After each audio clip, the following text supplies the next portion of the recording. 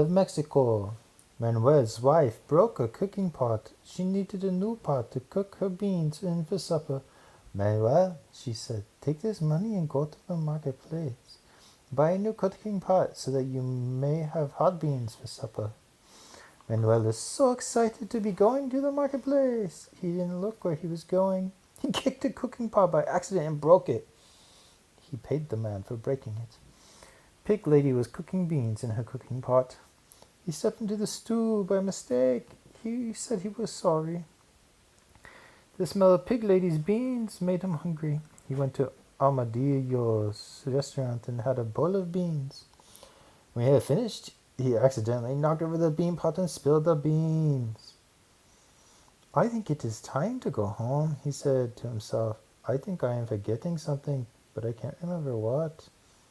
He didn't look where he was going and bumped into the dog. A pot landed on his head.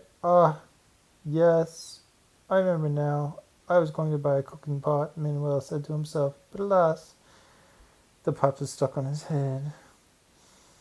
He went home to his wife. I remember to bring home a cooking pot, he said. His wife had to break the pot to get it off his head.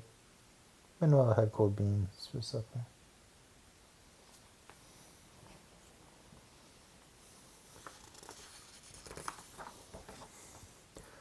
Glip and Glop, the Greek painters. Mrs. Metropolis asked Glip and Glop to come and paint her house. She didn't care what colors they painted it on the inside, but she did insist that the outside of the house be painted blue and white. She asked Glip and Glop to mind her little boy, Percy, while she went shopping.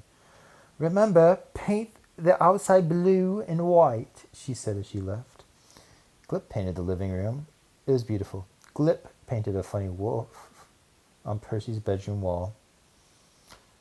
Takes wouldn't want that. They both painted a happy sun on the dining room ceiling. And when they had finished painting the inside of the house, they went outside to paint the outside of the house. Don't forget blue and white, Glip said to Glop. Glip painted 2 sides of the house blue and white, and Glop painted 2 sides of the house blue and white. Oh, look what they have done. They have painted the house blue and white all right, but half the house has blue sides with white windows and the other half has white sides with blue windows. Mrs. Metropolis would be furious.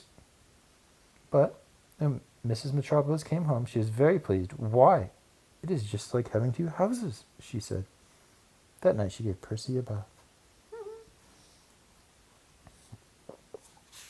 Would you like to have a house like that? That would not be very nice. I would like a good one. That's interesting because I would like a house like that. I would want a pink house. Okay. A pink castle or something like that. All right.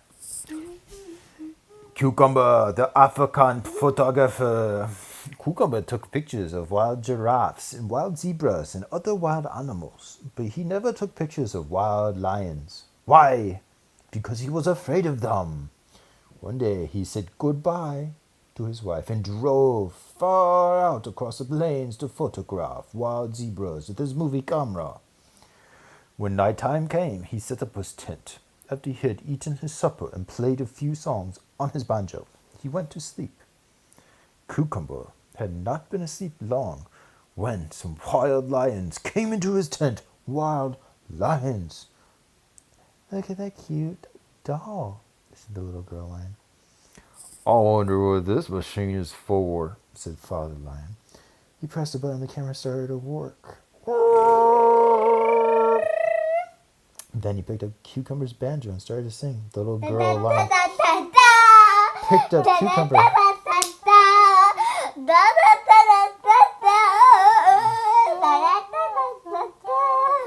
and started to dance. Cucumber was sound asleep. The twin baby lions started to cry.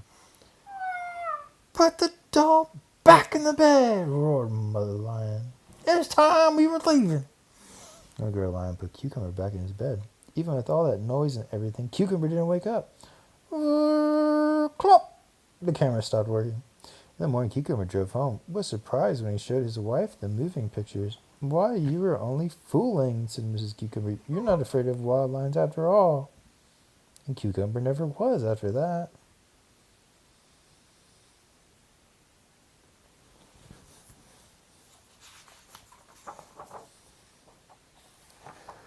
taking the Tokyo train. Here is Hunky Dory. He is coming home from nursery school. He is hurrying to get on the train. Here is Sukiyaki, the Japanese beetle. He is taking a rose home to his pretty wife. There are others running to get on the train. Hurry, hurry, hurry! Do not miss the train. Don't push. Don't push. There's room for everyone. Who will be first on the train? It will be Suzuki, I think. She is carrying a big, fat, round sausage for supper. Hunky Dory is the last one on the train. The railway guard squeezes him in. The train leaves the station. Squeeze, squeeze, squeeze, squeeze. All the way home. Everyone gets off the train at the last station. Suzuki is carrying her big, fat, round sausage. Oh no. Look what has happened to her fat sausage. It has been squished, squished, squished, squeezed, squashed. My, what a funny sausage.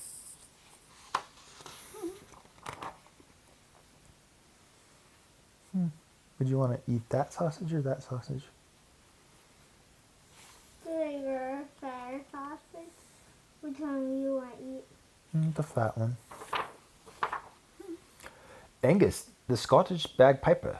When Officer Angus said, "Stop!" people heard him and they stopped. He told the cars to stop. So at the Macintosh family across the street, the cars stopped. He told two silly boys to stop fighting. The silly boys stopped. He told Sandy to please stop dancing on the grass. Sandy stopped. He had spent a busy day telling people to stop doing something. Now he was going to go home and have fun playing his bagpipes. Angus marched about his house playing his bagpipes.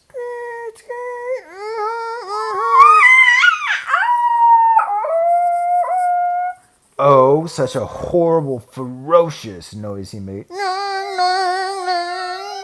The sound of his bagpipes could be heard all over town. Angus, please stop! All the people cried, but Angus was playing so loudly he couldn't hear. And the longer he played, the louder he played, and the bigger his bagpipes swelled up. Angus, please stop! The people cried even louder, but Angus couldn't hear them. Louder and louder he played, and bigger his bagpipe grew. Angus, please stop! The people roared. Fortunately for the townsfolk, the bagpipe burst, and Angus stopped.